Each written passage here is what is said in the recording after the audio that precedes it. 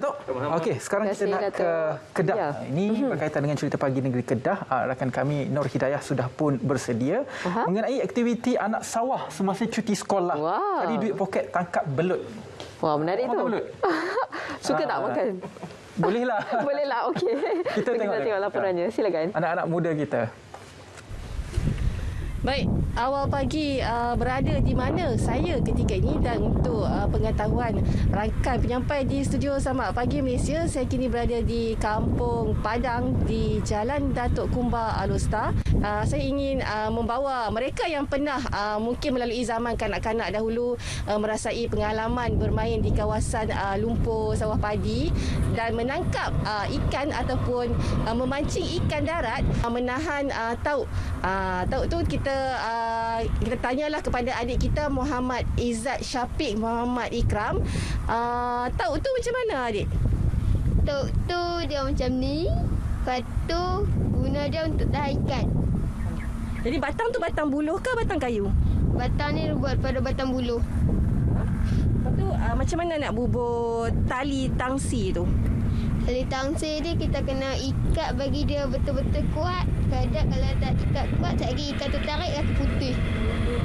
Jadi tengok kat sini adik Syafiq sediakan umpan siput sedut. Jadi umpan apa yang digunakan selain pada siput sedut? Panggil siput apa ni? Siput ayak. Siput ayak. Umpan apa lagi? Udang dengan cengkerik. Ni cengkerik dia. Jadi kalau untuk ikan darat macam ikan keli, ikan haruan, dia makan umpan apa? Dia akan makan umpan cengkerik. Selalu kalau mai memancing ni waktu bila? Siang sampai petang. Jadi bila buat macam untuk belajar, macam mana dengan tak ada main gadget ke, handphone ke, bagaimana?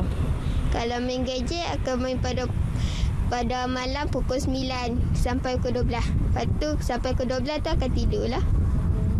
Jadi kenapa suka sangat menjalankan aktiviti memancing ni lah? Sebab apabila dapat ikan tu rasa macam seronok. Satu akan nak buat lagi. Jadi sememangnya memang seronok, dan aktiviti tu bertambah seronok apabila Muhammad Syafiq ni memancing bersama dengan rakan sepermainan dia, iaitu Muhammad Nur Alif Hamidun. Jadi kita tahu Muhammad Alif ni selain pada tangkap ikan darat, ikan haruan, ikan keli, dia juga pakar tangkap ikan belut. Bukan calang-calang dapat ikan belut di kawasan tanah sawah di sini. Ini belut yang bukan bela, iaitu belut liar. Jadi kita nak tahu bagaimana cara adik Muhammad Alif ni tangkap belut. Guna apa, dik? Menggunakan mata kail yang diikat tanpa menggunakan pancing. Dan cara mengai dia harus guna umpan udang, siput atau anak ikan. Jadi bila nak tahu tu, kalau belut di kawasan mana? Dia kawasan tanah ke, macam mana, berlubang-lubang ke atau apa, bagaimana? Belut ni dia duduk dekat lubang ayak atau lubang atas. Dan ciri-ciri dia, belut ni dia buat 2 lubang, satu lubang ekor, satu lubang pala. Kalau lubang yang atas tu kena orang yang dah pandai belajar belut ni, dia boleh tahu lah lubang atas tu lubang belut. Kadang-kadang bukan lubang belut, tapi lubang ular. Pernah ada dapat ular ke, terserempak lah, macam tergagau, orang Kedah kata tertengok ada ular? Pernah. Dalam lubang dia tu, kalau kita mancing belut ni, kalau tengok ayak dia duduk naik tapi tak ada benda naik, maknanya tu ular tanah, bukan belut. Okey. Antara hasil belut yang adik Muhammad Ali dapat, dia tunjuk kat kakak sikit. Sebenarnya geli tau nak pegang dia, sebab belut ni dia macam ular. Okey. Tak dapat. Okey.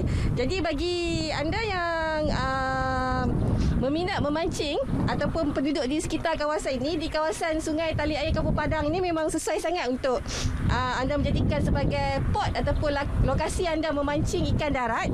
Jadi yang mana di luar sana yang berminat boleh juga datang ke Kedah untuk merasai pengalaman sendiri memancing ikan darat di sini. Jadi baik, setakat itu laporan cerita pagi saya dari Kedah.